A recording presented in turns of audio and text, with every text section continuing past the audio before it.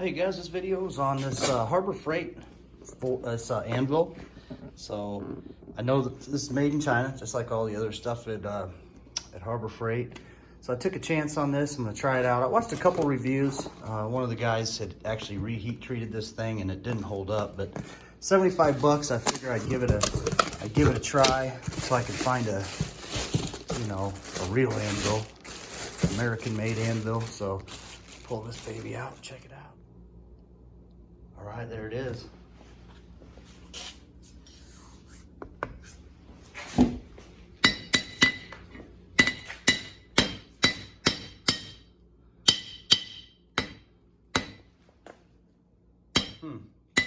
That'll be interesting to see how this holds up. I can tell right now, I can see that metal is pretty porous. You can see that. So just knocking on it with my hammer. Already putting dents in it. So definitely, this is definitely will be a temporary anvil.